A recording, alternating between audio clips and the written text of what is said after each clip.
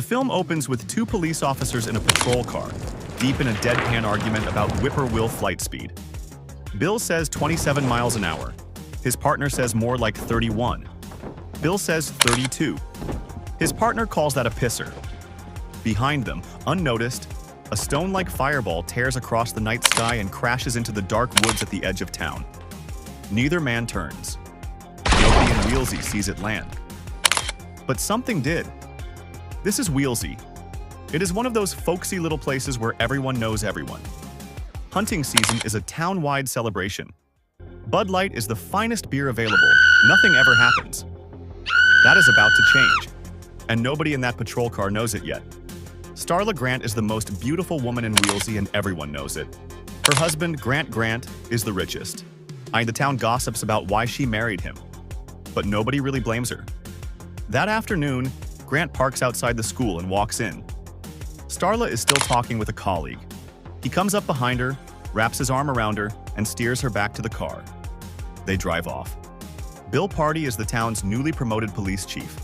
He has carried a quiet love for Starla since they were children, the kind that has never been spoken because she was always married to someone else.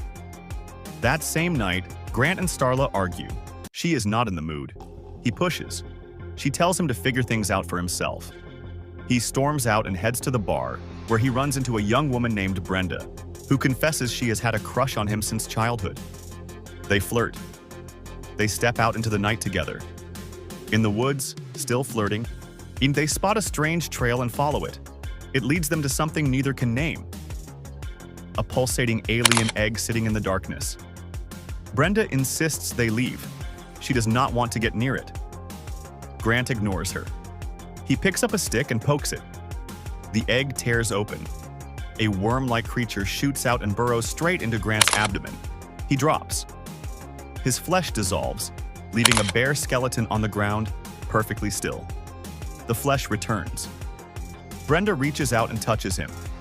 Grant rises, eyes wide, blood on his face, looking like a man waking from a dream he cannot describe.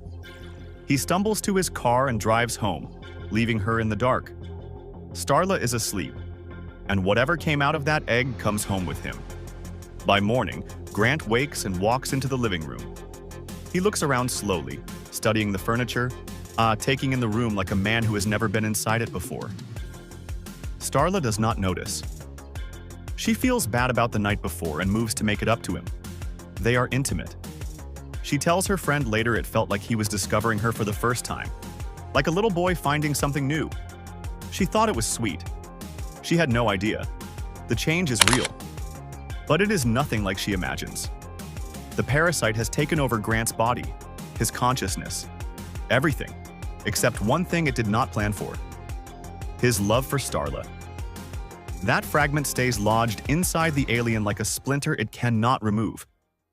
And that makes Grant far more terrifying than something driven purely by hunger. He develops an insatiable appetite for raw meat.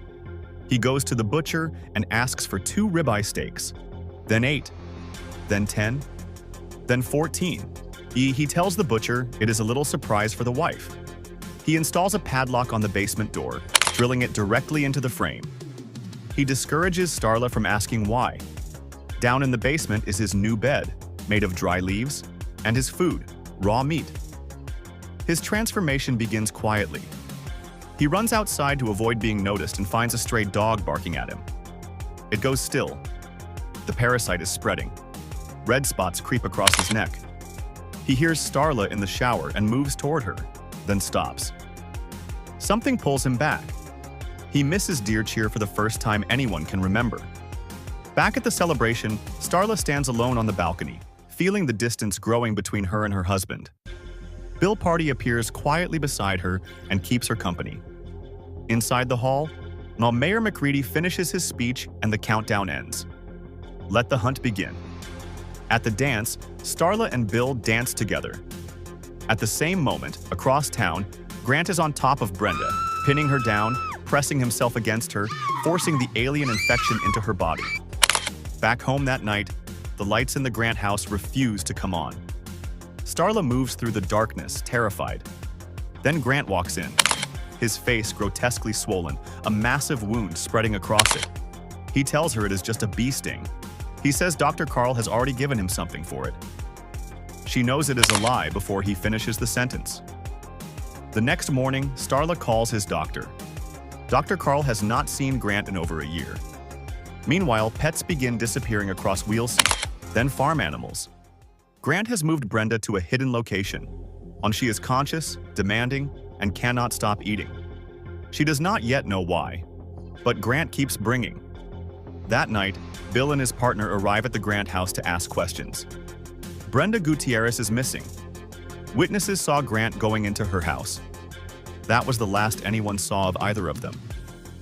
Starla insists it must have been someone who looks like him. Bill drops his card and the officers leave. Starla goes back inside. She picks up a baseball bat, breaks the padlock, and goes down to the basement. She finds the carcasses of missing pets and animals piled in the dark. Terrified, she rushes upstairs and calls the sheriff, not knowing that Grant is already at the window, watching her. She turns and sees him at the window, his face disfigured, tentacles emerging from his chest. She runs for the door. Grant is already there. Only they struggle. He overpowers her, telling her he was not going to hurt her, that he loves her, and tries to force a tentacle into her mouth. Then the sheriffs arrive. Grant throws Starla aside and escapes through the back door. He is gone. 3 days later at the police station, Bill showed the mayor a bloody squiggly mass recovered from the scene. The mayor studied it briefly and announced his verdict with total confidence. Lyme disease. He explained that if you touch deer feces and eat a sandwich without washing your hands, you get Lyme disease. When someone asked if that makes you look like a squid, the mayor told them to go fuck themselves for laughing. Another call came in. Livestock torn apart less than a mile from the last farm. Bill mapped the disappearances. 3 farms, edge of the forest, all in a line. He marked the next property. When the posse assembles to go after Grant, Starla doesn't wait to be told what is happening. She goes straight to Bill. "I think I should go with you." Bill says no. Regulations, procedure, the language of a man hiding behind policy when the real reason is something he can't say out loud. Starla cuts through all of it. "If that girl's still out there, your only chance of bringing Grant back alive is with me." The posse goes quiet. She is right. The thing wearing Grant's face still loves her. That love is the only lever anyone has on it. Without Starla, they are just men with guns chasing something that has already proven guns are not enough. She's got a point. So she goes. Bill gave in. By nightfall, they were set up in haystacks outside the Strudemeer farm. Cold. Still. Bill and Starla sat close, watching the dark. He told her about the night 12-year-old Starla knocked on his window, said she was running away to Hollywood and needed a bodyguard. He declined. She made it as far as the bus stop before he called her dad. She told him he ruined her fame and fortune. He said yeah. Maybe he did. Somewhere out in the darkness, something moved. Grant is no longer recognizable as human. A massive, monstrous creature with tentacles and horns erupts from the tree line. Starla runs toward him, calling his name, unable to stop herself even now. Grant sees her. He sees the officers behind her. Feeling threatened, he tears open the belly of the nearest man. Intestines hit the ground. Starla screams. The group opens fire. Grant crashes into the forest. They pursue. The trees open onto a barn. The doors are hanging open. They go in. And inside is Brenda. She is inhumanly bloated, immobile. Her body distended beyond anything the human form is designed to hold. She looks up at Bill and tells him she is so hungry, she thinks she is going to die. She asks if he would mind passing her a piece of that possum over there, just a little bit. It was a trap. Brenda convulses. Her body splits open. Hundreds of fast-moving slug larvae burst out in every direction, launching themselves at every open mouth in the barn. Bill throws himself over Starla. Both of them clamp their hands over their mouths. The slugs slide over them, wriggling, searching, then swarm out into the town. The dead begin coming back, one after another, pulling themselves upright. One walks straight toward Starla. She raises her gun and blows his head apart. She aims at another. Empty. She and the mayor run. The Strudemeyer family falls. Kylie alone escapes. Bill arrives just in time. He and Kylie run for his car. Starla and the mayor pile in. He drives. By the time he drives, Wheelsy is already gone. Starla looks at Bill. She is grateful in a way that has no words yet. 4 people made it out. Bill, Starla, Mayor Jack McCready, furious that nobody packed his Mr. Pibb, and a teenager named Kylie Strudemeyer. Kylie is the most important person in the group. Nobody knows it yet. When the slug tried to enter her, she fought it off, but not before it made contact. In that split second, she absorbed something, fragments of the alien's ancient consciousness. She now knows things nobody in Wheelsy could possibly know. Bill finally gets through to the station. Shelby answers, cheerful, distracted, telling him his mama called about the backed-up toilet. Bill tries to warn her. The line goes quiet. Above Shelby's desk, blood drips from the ceiling. It splits open. She screams. Back in the car, Kylie tells them what she knows. The parasite is billions of years old. It travels between worlds, consuming everything. Entire species, entire planets. Every mind it touches dissolved into one expanding consciousness. Some worlds it gets pregnant, others it takes over with its worms. The rest it eats until nothing is left. Now it is in Wheelsy. It is a conscious disease. Jack McCready listens to all of this in silence, and then delivers the most important line in the film. If I weren't about to shit my pants, I'd be fucking fascinated. Outside, the infected move in organized patterns, because they are all one thing now. They lay an ambush. 2 vehicles ram Bill's car. Everyone goes unconscious. Starla and the mayor are taken. Bill and Kylie escape. One plan remains. Grant is the center. Kill Grant and the whole hive collapses. There is a grenade in the station. Bill sneaks in. A wild dog is waiting in the dark. Kylie knocks it off him. The worms have already reached Grant's house. Infected townspeople stand motionless in their mutated forms, their identities gone. Starla wakes up in the middle of it all. Somewhere below, the mayor fumbles through the basement in total darkness. He flicks his cigarette lighter. 4 infected people crouch in the corner, tearing raw meat apart with their hands. They turn and look at him.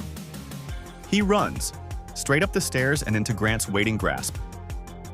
In the bedroom, Grant has pasted photographs of Starla across every wall and put on his favorite love song. He is enormous. Tentacles, a deformed, toothy face, a voice still unmistakably his. He tells her she tried to kill him, that he will keep growing until he is everywhere, until he is all that is. Then she looks at the photographs. You did a real nice job decorating, baby. He coils a tentacle around her, then unwinds it, sets her free. Starla uses the only weapon she has left, the fragment of Grant still lodged inside the alien, still reaching for her. She moves toward him. She tells him she knows he is lonely, that she never had much use for this world anyway, that she can stay with him, because it is his nature, and she sees that now. He is mid-sentence about the sacred bond of marriage when she drives a sharp brush into him. Grant throws her across the room.